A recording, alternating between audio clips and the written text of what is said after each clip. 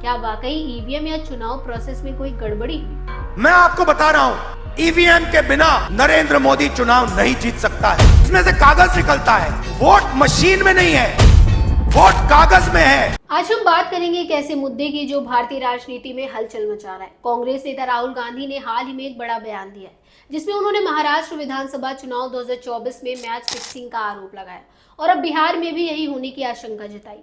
दूसरी ओर बीजेपी ने इन आरोपों को शर्मनाक बताते हुए पलटवार किया है। आखिर क्या है ये पूरा मामला, क्या है राहुल गांधी के दावे और बीजेपी का जवाब? चलिए इस मुद्दे को गहराई से समझते हैं। नमस्कार, मैं स्वाति पांडे और आप देख रहे हैं आपकी खबर राजनीति। 7 जून 2025 को राहुल गांधी ने एक बार फिर से महाराष्ट्र विधानसभा चुनाव 2024 को लेकर सवाल उठाए। उन्होंने कहा कि बीजेपी ने महाराष्ट्र में चोरी और मैच फिक्सिंग के जरिए चुनाव जीता। उनके अकॉर्डिंग मतदान के आंकड़ों और नतीजों में गड़बड़ी हुई है।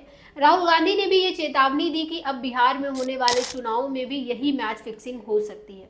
उनके शब्दों में, जहां बीजेपी हार रही होती है वहां ये लोग मैच फिक्सिंग करते हैं।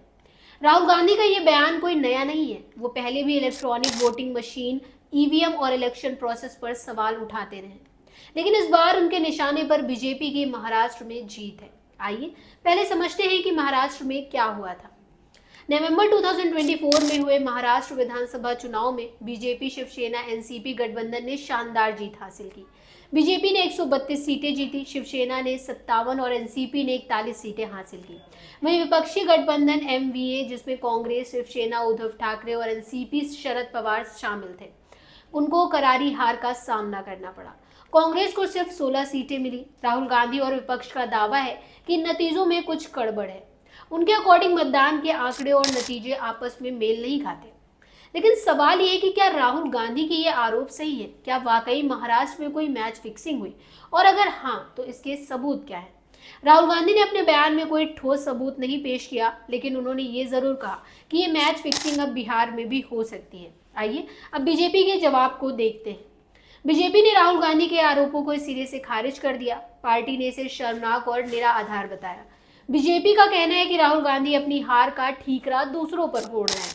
बीजेपी नेताओं ने कहा कि महाराष्ट्र की जनता ने साफ तौर पर एनडीए को वोट दिया और ये नतीजे जनता की इच्छा को दर्शाते हैं। बीजेपी ने यह भी कहा कि राहुल गांधी पर बार बार ईवीएम और चुनाव प्रोसेस पर सवाल उठाना लोकतंत्र का अपमान है। ये पूरा मामला दो पक्षों की कहानी है। एक तरफ राहुल गांधी और कांग्रेस का दावा है कि बीजेपी ने महाराष्ट्र में धांधली की और अब बिहार में भी ऐसा हो सकता है। दूसरी तरफ बीजेपी का कहना है कि ये आरोप बेबुनियाद है और जनता ने उन्हें चुना है। लेकिन सवाल ये है कि सच्चाई क्या है? क्या वाकई ईवीएम या चुनाव प्रोसेस में कोई गड़बड़ी हुई, या ये सिर्फ विपक्ष की हार की छींच है? ये मुद्दा सिर्फ महाराष्ट्र या बिहार तक सीमित नहीं है, ये हमारे लोकतंत्र की बुनियाद से जुड़ा सवाल है। अगर जनता को अपने इलेक्शन प्रोसेस पर भरोसा नहीं रहेगा तो लोकतंत्र कमजोर हो सकता है। लेकिन साथ ही बिना सबूत के बार बार आरोप लगाना भी सही नहीं है। अब सवाल आपसे है, क्या आपको लगता है कि राहुल गांधी के आरोपों में दम है, या ये सिर्फ राजनीतिक बयानबाजी है? और बिहार में क्या होगा? क्या वहां भी मैच फिक्सिंग के आरोप लगेंगे? तो इस मुद्दे पर आपकी क्या राय है? नीचे कमेंट बॉक्स में अपनी बात जरूर बताएं।